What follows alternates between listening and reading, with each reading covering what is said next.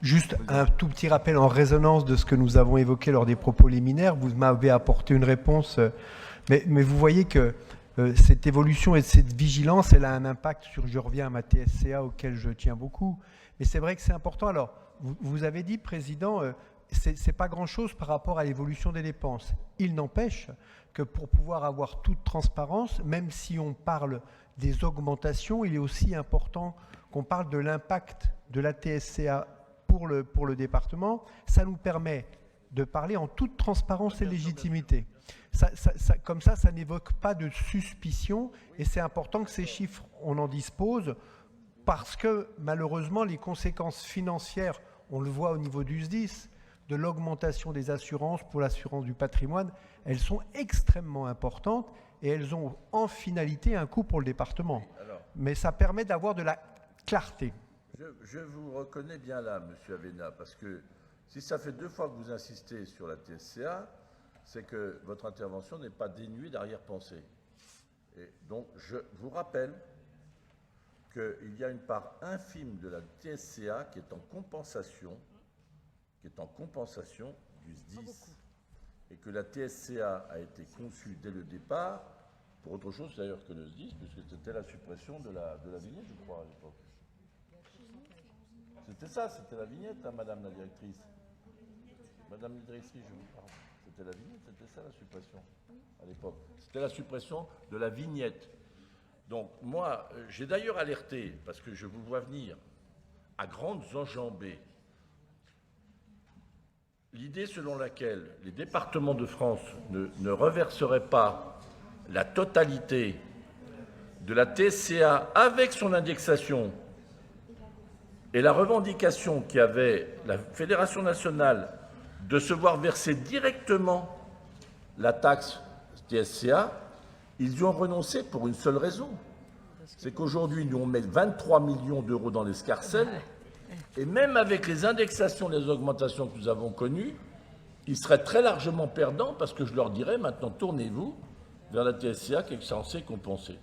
Donc je vous mets en garde pour dire, attention, n'allez pas considérer que la TSCA, c'est bien la raison pour laquelle, parce que je vous connais trop bien, j'ai indiqué très clairement que ces 2 millions de ressources supplémentaires, une partie correspondant à l'indexation, enfin à l'évolution et qui revient elle serait considérée comme un rattrapage de ce que nous versons d'avance, puisque nous avons porté à 23 millions.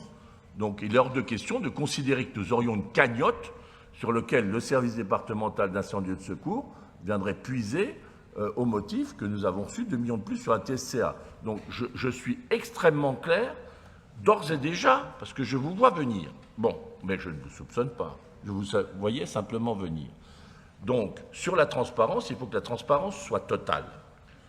Je dis très clairement que nous referons un point, dès qu'on aura un nouveau directeur du SDIS, sur l'évolution des dépenses et des choix stratégiques qui vont être une adaptation, écoutez-moi bien, entre l'ambition d'un SDAC confronté aux réalités de la dureté du moment. J'ai dit en tant que président de la Fédération des départements de France qu'aucun organisme ne vous pouvait s'exonérer de la réflexion sur son mode de fonctionnement.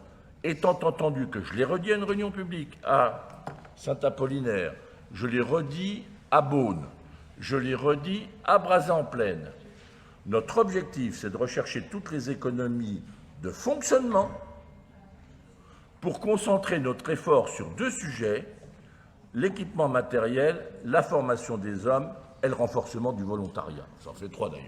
Bon, voilà. Donc, je le dis, nous continuerons la remise à plat du fonctionnement des SDIS. Je le redis, les évolutions des carrières devront être vues aussi au plan fonctionnel, je dis bien, parce qu'aujourd'hui nous avons un taux d'encadrement dont je souhaite qu'il soit revisité au plan national pour se dire quel est le taux d'encadrement dont nous avons besoin chez les sapeurs-pompiers, ce qui n'exclut pas chez les professionnels des questions de rémunération, d'avancée, etc. Mais il faut qu'on se remette un peu à plat. C'est l'objet du Beauvau de la sécurité.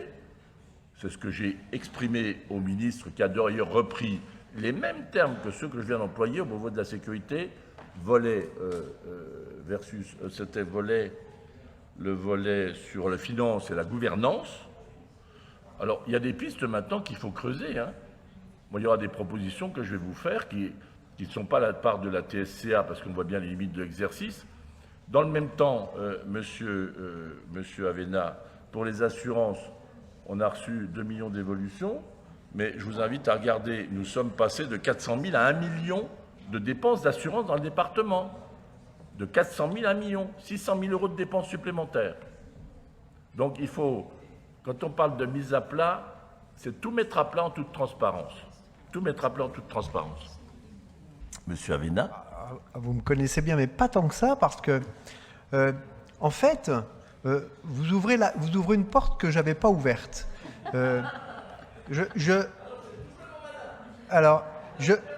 Je partage, et étonnamment, je partage votre point de vue que le point d'articulation, vous évoquez le SDIS, ce n'était pas mon propos, la TSCA vient en compensation d'un certain nombre de taxes qui avaient été transférées au département. Mais j'en ai pleine conscience qu'il n'y a pas de rapport direct. Simplement, ça permet d'avoir un levier d'articulation et de discussion avec les assureurs aujourd'hui qui pourra peut-être être mis en évidence parce qu'effectivement, on a le bénéfice d'un coût supplémentaire pour d'autres, départements compris.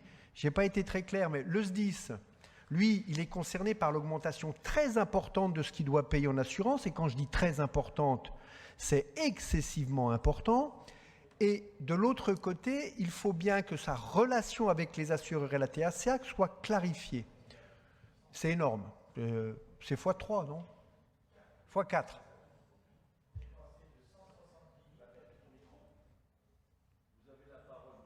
Merci. On est passé de 170 000 euros par an à 520 000. Et on a signé donc le contrat que pour une année, parce qu'on espère bien effectivement en 2026 retrouver quand même à un moment donné un avantage ou revoir un nouveau contrat. Donc on pourrait imaginer que dans les discussions avec les assurances, les SDIS bénéficient au niveau national de quelque chose. C'était la nature de mes propos.